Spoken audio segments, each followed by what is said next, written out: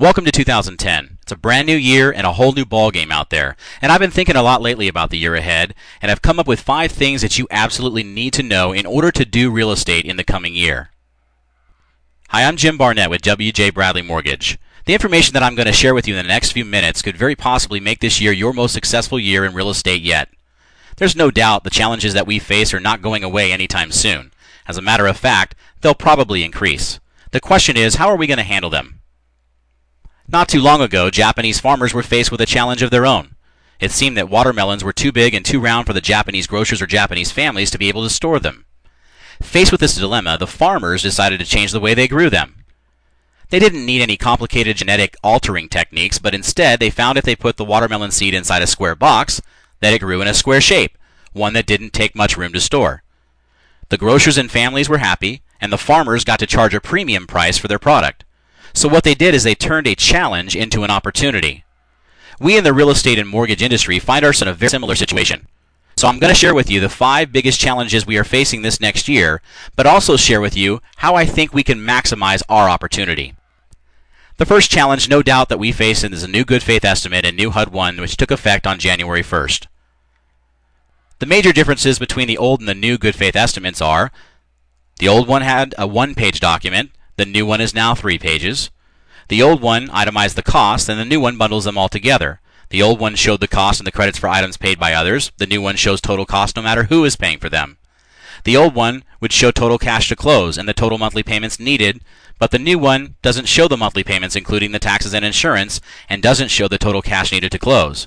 With the old GFE, we could give out multiple ones so that we could show our clients different options. With the new good faith, we can only give out one. The old one could be revised for any reason throughout the loan process, while the new good faith, the initial one given out will be binding, and the cost can only be changed with limited circumstances and within certain tolerance limits. Along with these changes are 2 very important dates listed on the new GFE. The interest rate now expires, and the settlement costs also expire. If you would like more information on how these changes affect the loan process and the timing during your client's transactions, please let me know, and I would be happy to go over that with you in more detail. The important thing for you to know is what the good faith estimate is not telling your clients anymore. They won't know how much cash they will need to close, they won't know what their monthly payments are going to be, and they don't even know the total cost that they are responsible for. Yes, quite frankly, this is a very confusing document. In order to make sure that our clients are getting the information that they really do need to know, I'll be giving them a total cost analysis where they can not only see the difference between the different mortgage options will make on their monthly cash flow, but what the true cost of the mortgage will be over a period of time. The interest rate and fees alone don't tell the whole story. Home buyers need to know how much each option is going to cost them over the life of a loan. This is an especially important planning tool for those who need to plan things such as saving for retirement or a college tuition for a child. The other form that I will be giving is an estimated loan cost illustration worksheet. It will itemize each cost so that they will know what they are paying for. The second challenge of 2010 is that the Federal Reserve's $1.25 trillion mortgage-backed securities buying program is scheduled to end in March. Here's a chart of mortgage-backed securities. As you can see down at the bottom there, November 25th of 2008 is when the Fed announced their buying program. Rates had been fluctuating about 6% up until then, and on the Fed's news they shot down to 5%, where they have stayed pretty consistent the past year and a half. The Fed has announced that at the end of March of this year they're going to discontinue that program. So it's probable to assume that rates are going to go back up near 6% and above where they were before the buying program began.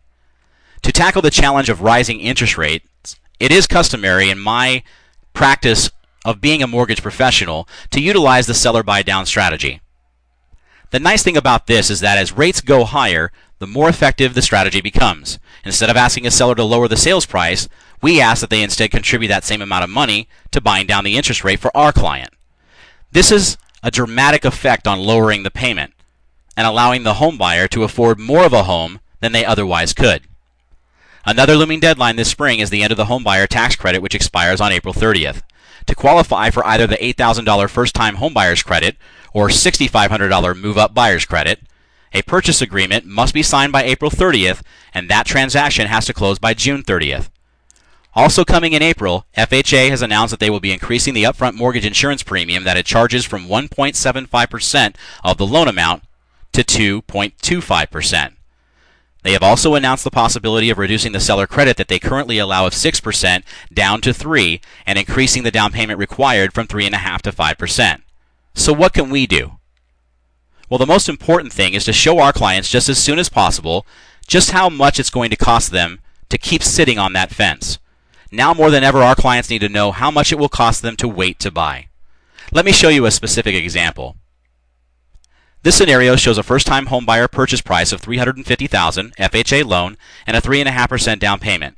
It assumes that we're going to get 3% from the seller to buy the rate down to 4.25% and another 3% to pay the buyer's closing costs. That will give us a monthly principal and interest payment of $1,691 at a total cost over 30 years of $264,956. You can see at the bottom that we've taken the $8,000 tax credit and invested it at a rate of return of 6%. Over 30 years, this $8,000 will turn into $48,000. If the home buyer would like to then use that money to pay off their mortgage, they could be mortgage-free in 27.83 years. But now let's look at the figures if they wait until May, for instance. We're going to assume that rates have gone up to the point where they were before the Fed's buying program took effect. We will also assume that FHA has reduced the amount sellers can contribute from 6% to 3%, and this buyer had no money for their closing costs, so they needed that 3% from the seller to pay for their closing costs instead of being able to utilize and buy down the rate. Look at the amazing difference. $380 more per month and an additional $135,000 over the 30 years. This is an example, an excellent example, of how much a difference this can make in how your clients' offers are structured. Whether or not seller credits are used for closing costs or buying the rate down can make a substantial difference for your clients and for their financial well-being. But just for fun, let's take a look at what would happen if the same client bought now instead of later, but could actually afford the higher monthly payment and took that extra $380 that his mortgage would have cost him had he waited, and instead applied it as an extra principal payment each month. He still has that $8,000 tax credit working for him, and with the additional $380 per month he's able to put into the equation, he is completely mortgage-free in 18.75 years and has a net worth of almost $780,000. All of these scenarios are not even including any appreciation of his home, simply because I wanted you to see the effect of the strategy itself. It really does make a difference on how your client's loan is structured and if funds are applied to closing costs, buying down a rate, or put towards extra payments. But let's see what these figures look like in something tangible. Using the same $350,000 sales price, here's the difference between buying a home today with the rate bought down to 4.25%, an FHA loan, 3.5% down, and mortgage insurance premium at 1.75%.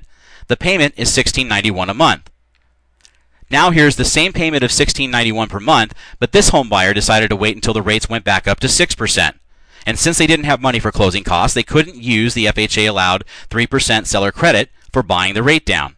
Also, the FHA mortgage insurance premium increased to 2.25%. Pretty big difference. And the difference in the 3% selling commission to you is $1,920. The one thing we can most certainly count on in 2010 will be that interest rates will be volatile. Here's a snapshot of a typical day. This particular day was December 2nd of 2009, but most days they look similar to this one. Every yellow diamond signals an alert and a possible rate change. There were 3 on this day between 7:30 a.m. and noon. Now, it's important for your clients to have someone who's watching the market and can give them up-to-the-minute advice on when to lock in their rate. You can see why rate shopping is so futile these days. Unless you can get your quotes all within a half hour of each other, rate quotes really don't mean much. Not only does this service allow me to keep a minute-by-minute eye on the market, it also gives me daily commentary on where things are headed and also lets me track different lenders out there and know when they are changing their rates and by how much. So yes, 2010 definitely does hold challenges for us, but just like the Japanese farmers, we can turn those challenges right back into opportunities. We have the answers, and we have the tools. Our clients need us more than ever. Let me help you structure your offers so that your clients can meet and exceed their financial goals, and you in turn will have more referrals than you can handle. I want to thank you for your time. Here's my contact information. Feel free to call or send me an email so that we might be able to make a meeting and discuss particular examples and circumstances on how I may be able to help you. I look forward to hearing from you. Have a wonderful rest of your day.